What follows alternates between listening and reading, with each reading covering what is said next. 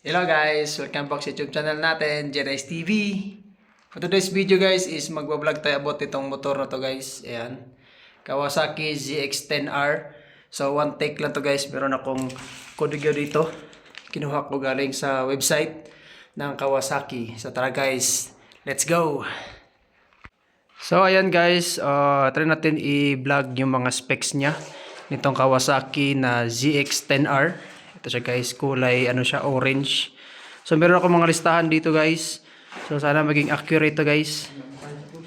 So okay, may mga sinampay dito guys. So FYI guys, hindi to sa atin ang motor. Sa boss namin to guys.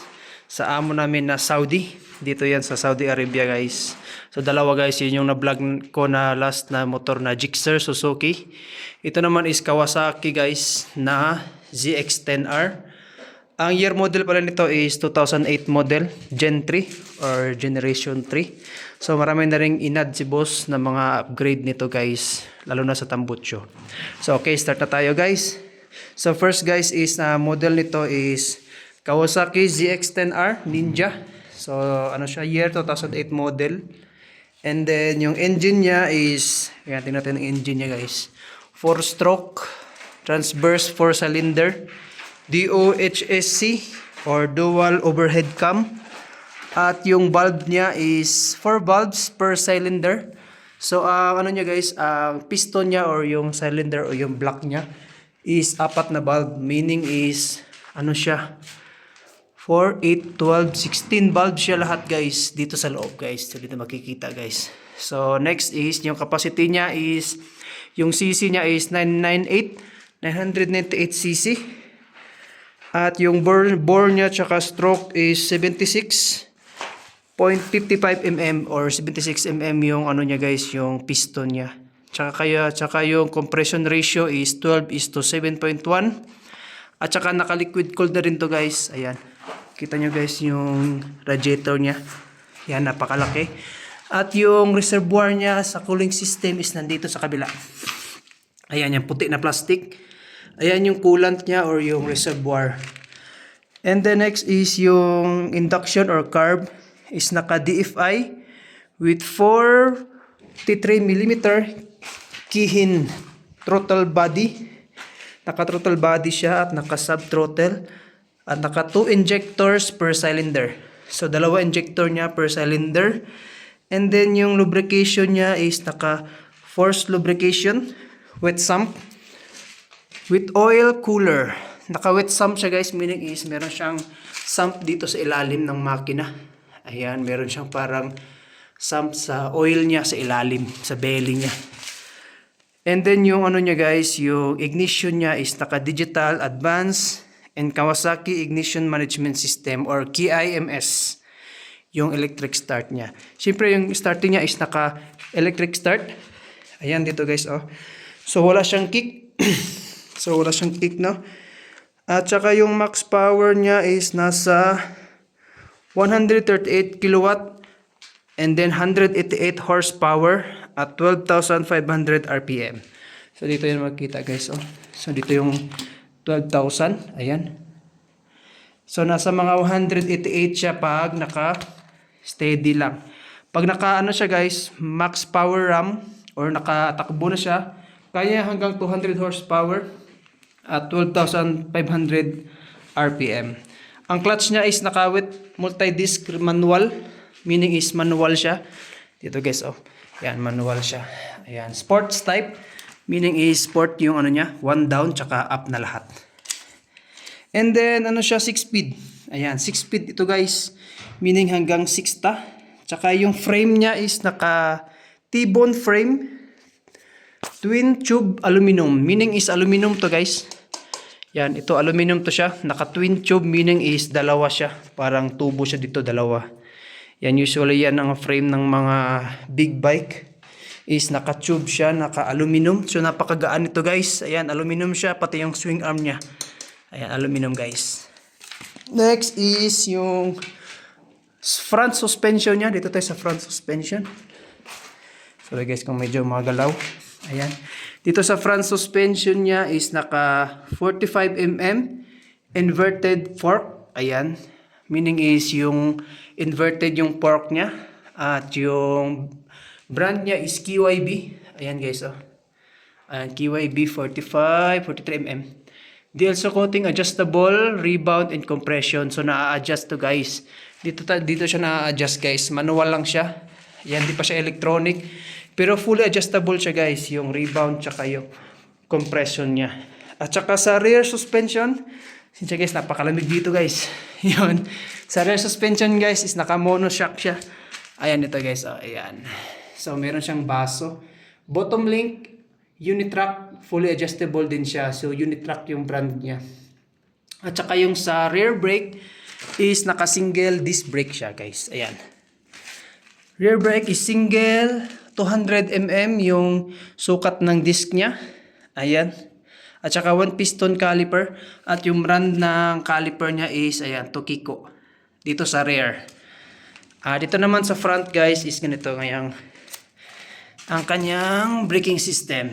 Sa front brake is nakadalawa siya na 310mm or dual disc brake. Ayan, tsaka yung 4 piston caliper meaning is dalawa. Dito Tokiko pa rin ang brand. Ayan guys, oh. Ayan, dalawa siya meaning is dalawa. Tsaka sa kabila is dalawa. Ayan siya guys. So, tatanong no is wala pa tong ABS. Ayan. Wala siyang ABS guys. Tsaka ano siya guys. Naka dual braking system siya, or pag nagbi-brake ka, sasabay din yung sa likod. Hindi naman siya naglalak. Pero mas guys, mas makapit to siya kasi naka double disc brake dito sa front. Yung front tire niya is nasa 120 by 70. Ito guys, 120 by 70 yung ano niya, yung gulong niya. Tsaka ZR17 yung size ng rim.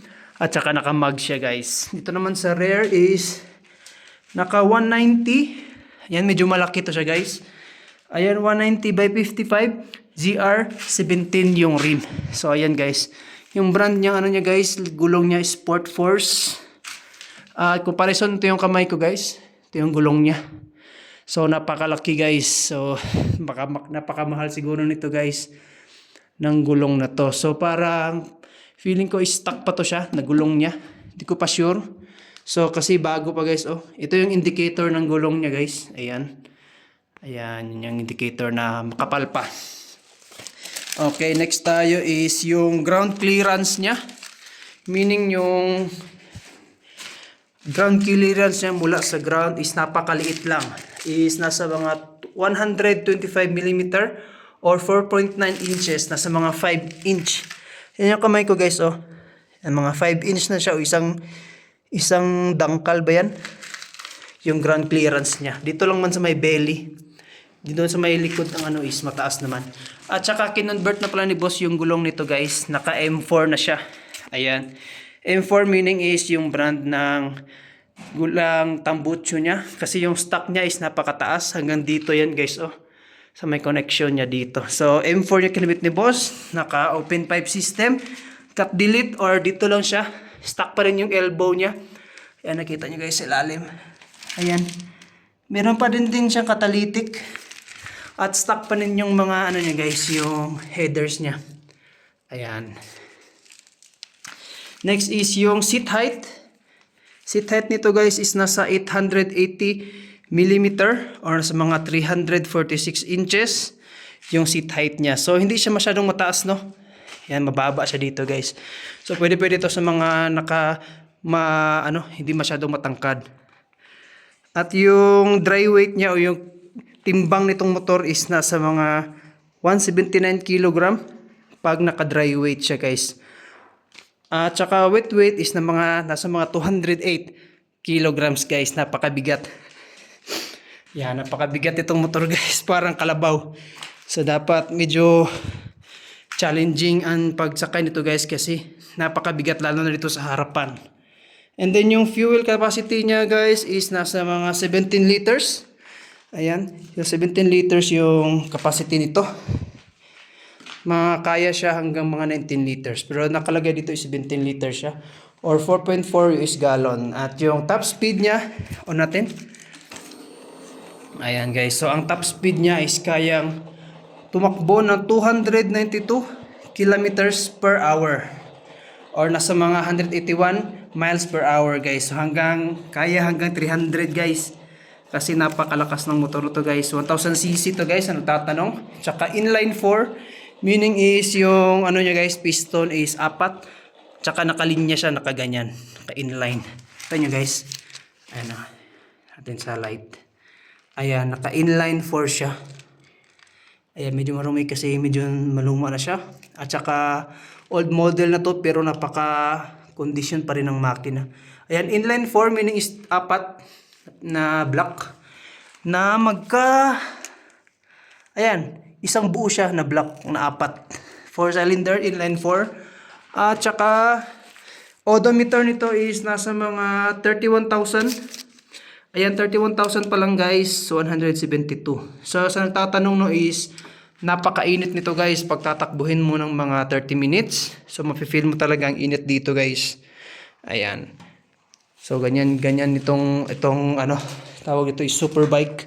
Sports bike, superbike na 1000cc. So napakabigat guys. So dapat pag magmamaneho ka nito guys is ano talaga guys na tawag niyan is ingat at saka dapat malakas yung katawan mo. Kasi napakalakas ng motor na to guys.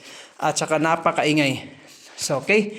Ito lang guys yung ano pala presyo nito guys sabi ni boss is pagbili niya is nasa mga 25,000 real.